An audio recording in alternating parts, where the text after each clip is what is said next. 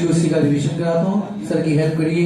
Aromatic की table चालू हुई 2 पाई से, एंटी की चालू हुई 4 पाई से। चार लोगों को दोस्त टेबल खुद बनाओ, हेल्प करो सर की।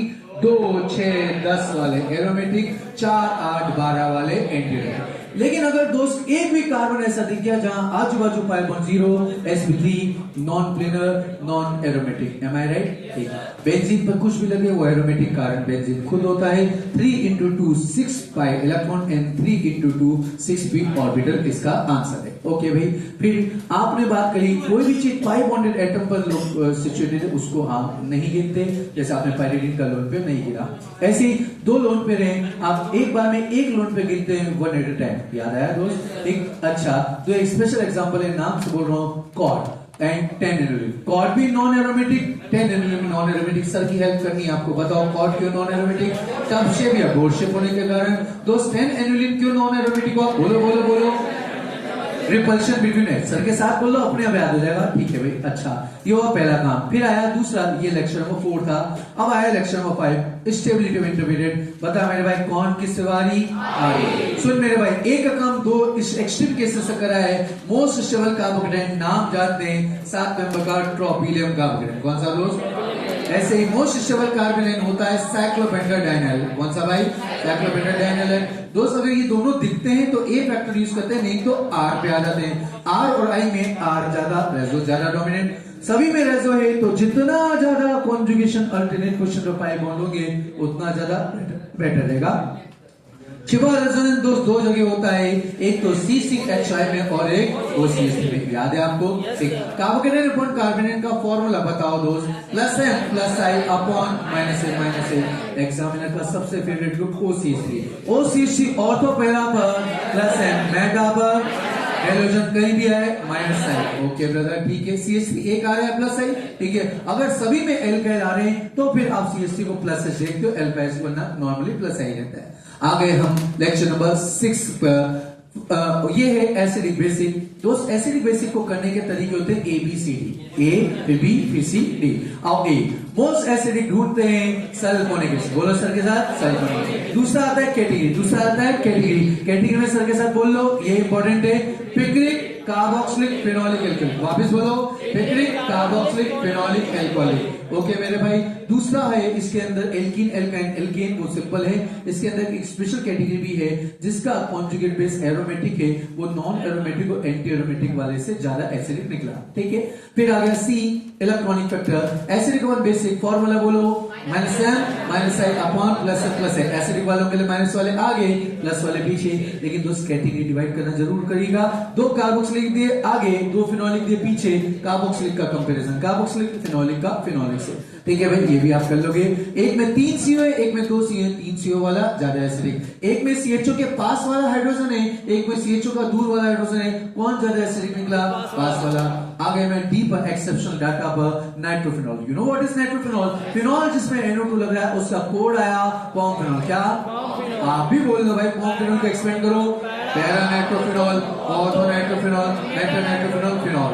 ऑर्थो नाइट्रोफिनॉल पैरा नाइट्रोफिनॉल से लेस एसिडिक के कारण IMH बोले तो इंट्रामोलिकुलर हाइड्रोजन बॉन्ड। ओके, फिर आया आपका AC वॉट और FB बोले तो फॉर्मिक बेंजोइक एसिडिक, और AC what acid cyanide water alcohol T से टर्मिनल। मोस्ट एसिडिक को पूछने के कुछ एडवांस तरीके भी हैं, ध्यान से सुन लो। मोर के बोलूं तब भी ये बोला, लीस्ट भी के बोलूं तब भी। और आपके ऐसा लिखा आएगा यहाँ पे भी, मेजर में भी, arrange the following in order of the ease of deprotonation.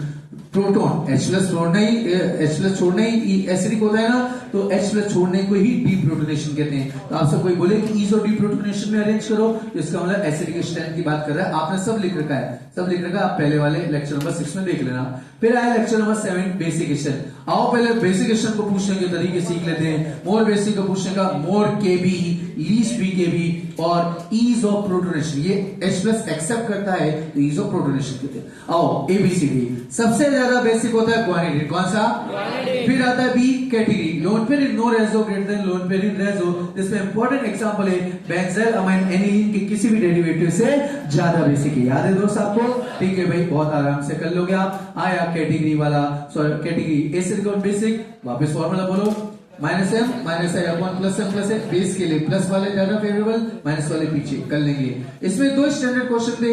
एक क्वेश्चन था जिसमें पिप्रिडीन था, पायरिडीन था, एनिलीन था और पायरोल था। पिप्रिडीन sp3 वाला है, sp3 वाला sp2 से ज्यादा बेसिक होता है, ये भी हमने कैटेगरी में बोला है, ठीक है। फिर एनिलीन और वो क्या कहते हैं अपना पायरोल, पायरोल में लोन पेयर एरोमेटिक का हिस्सा है, इसलिए वो कभी भी इलेक्ट्रॉन डोनेट नहीं करता, वो सबसे लीस्ट बेसिक होता है। आ गया मैं डी एक्सेप्शन में, इसका एक्सेप्शन है 2130। काइंडली एक्सपेंडेड, बोलो भाई 2 डिग्री में 1 डिग्री 3 डिग्री और लास्ट में 0 बोले तो अमोनिया, ठीक है भाई, बहुत आराम से कर लोगे।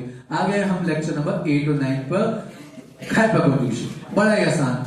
Alkene carbonate carbon free radical के पास वाले कार्बन गैस, इसी को बोलते हैं एल्फेज। बोलो जरा, alkene carbonate carbon free radical के पास वाले कार्बन गैस, इसी को बोल रहे हैं एल्फेज, ठीक। 6 एल्फेज के स्टैंडर्ड केस का स्टैंडर्ड दवा आईटीसी, याद है दोस्त, आइसोब्यूटीन ट्रांस। अच्छा भाई, एचओएच बोले एंथैल्पी बोले कभी नहीं निकालना, आप स्टेबिलिटी ऑफ एल्कीन का ऑर्डर निकालिए, चाहे वो हाइपर से निकालिए चाहे रेसो से निकालिए, दोनों लग रहे हो तो रेसो ज्यादा डोमिनेंट है, उस ऑर्डर को रिवर्स कर दीजिए, आपका एचओएच का ऑर्डर आ जाएगा। टॉटोमेरिज्म दो कंपाउंड में होता है, कार्बोनिल जिसमें सीओ होता है और NO2 जिसमें सीओ और NO2 के पास वाले कार्बन पे H होते हैं। हर इनॉल टॉटोमर शो करता है कि इनॉल बनता है किसकी वजह से, कीटो की वजह से। अच्छा, सबसे पहले कहां देखते हैं, सीओ के पास वाले कार्बन पे अल्फा देखते हैं, पास वाले में मिले बढ़िया, नहीं तो जस्ट अपोजिट, कब, जब पाई पाई कॉन्जुगेशन हो। सुनो मेरे भाई, आपको सिखाया कीटो इनॉल में कीटो ज्यादा स्टेबल होता है, दोस्त इनॉल दो ही जगह सबसे ज्यादा स्टेबल होता है, बोलो कौन कौन से, एक तो एरोमेटिसिटी और एक आईएमएच। याद है आईएमएच, इधर से सीओएच है, इधर से सीओ है, कि कब आईएमएच होगी, जब सभी प्लेन में है। दोस्त एक भी एसपी आते मामला नॉन प्लेनर बोले तो आईएमएच नहीं होगी। ब्रेड्स ने कुछ कहा, क्या कहा, रिजिड वाला एल्फेज कोई टॉटोमर कोई हाइपर कॉन्जुगेशन में पार्टिसिपेट नहीं करता।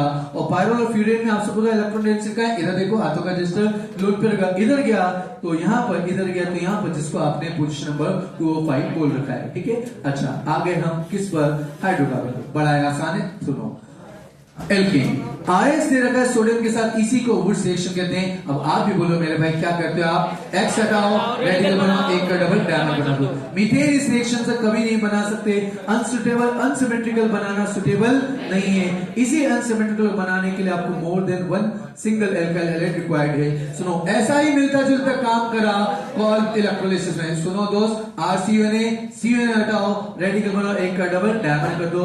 बताओ, इस रिएक्शन में पीएच बढ़ता है, क्यों बढ़ता है, क्योंकि बेस बन रहा है, पीएच बढ़ता है तो पीएच कम होता है। और आर सिखाया था, एनोड पर कौन सी गैस निकलती है, CO2। अच्छा, सोडा एमडी का फंक्शन बड़ा आसान है, CO2 को हटा दीजिए, बन गया आपका एसिड के साथ NH+CO दे रखा है, CO2 का हटा दीजिए, बन जाएगा प्रोडक्ट। इस सोडा एमडी कार्बोक्सिलेशन के अंदर कार्बोनेट होता है। आपने हमने कौन सा कार्बोनेट बनाना है, बस ये पता है कार्बोनेट है तो माइनस वाले आगे प्लस वाले पीछे, रिएक्टिविटी ऑफ सोडा एमडी। इसमें एक नाम सुना आपने, बीटा कीटो एसिड, जिन्होंने शॉर्टकट बनाया उनको याद होगा। बीटा कीटो एसिड सबसे ज्यादा रिएक्टिव होता है डीकार्बोक्सिलेशन के लिए। अच्छा भाई, सोडा लाइम डीकार्बोक्सिलेशन सॉरी जेरिबिटनॉप में R किसी के एच से जोड़ते हैं, बोलो, एलिब्रेटेड सल्फर से जुड़ा, terminal alkyne, oxidant, nitrogen, halogen. तो CO को CH2 कन्वर्ट करने के 3 तरीके होते हैं, सर के साथ बोल लो, भला हो जाएगा। ZnHg प्लस कंसंट्रेटेड एसिड ना बोलो, क्लेमेंट रिएक्शन। दूसरा N2HO प्लस OH ना बोलो, वुल्किशनर। तीसरा रेड फॉस्फोरस HI, ठीक। लेकिन अगर कंपाउंड में रिएक्टेंट और प्रोडक्ट में दोनों में CO के साथ OH दोनों हो तो फिर केवल आप वुल्किशनर ही यूज कर सकते हो। याद है, लिक्विड को बचपन में पढ़ा था, हीट करते हैं गैस बन जाता है, यही प्रोसेस एल्केन में पायरोलाइसिस कहलाता है। आ गए हम FRSR पे, कुछ नहीं, बड़ा आसान है। कौन सा H सबसे ज्यादा रिएक्टिव होता है, benzylic, allylic, 3 degree, 2 degree, 1 degree, यही वाली बात थी, ठीक है। पन्ने पलटना दोस्त। अच्छा, हाँ फिर बताना मेरे को। हाँ, मोनो सब्स्टिट्यूशन कब होता है दोस्त, मोनो सब्स्टिट्यूशन कब होता है, जब एल्केन एक्सेस में लेते हो तो मोनो सब्स्टिट्यूशन होता है। कोई ऐसा एल्केन जानते हैं जिसका मॉलिक्यूलर वेट 72 है, जिसका 1 मोनो सब्स्टिट्यूटेड या कुछ भी मोनो बोलते हैं, एक कौन सा होगा, नियोपेंटेन, ठीक। NBS में क्या होता है, ब्रोमीन देने का तरीका होता है, रिएक्टिविटी टुवर्ड NBS में आप बेंजाइलिक एलाइलिक कर लेते हो। आगे हम एल्कीन में LCBT, दोस्त हाइड्रोजन L बोले तो लिंडलार, C बोले तो सिस। लिंडलार कैटलिस्ट होता है हाइड्रोजन पेरिडियम के साथ कुछ, पॉइजन हम याद नहीं करते, हाइड्रोजन पेरियड का कुछ भी दे वो सिस बनाएगा। सोडियम लिक्विड अमोनिया दोस्त क्या बनाएगा, बर्श, ये बनाएगा ट्रांस। ठीक है, अच्छा आ गए आप E2 में। E2 एक स्टाइलिश नाम है,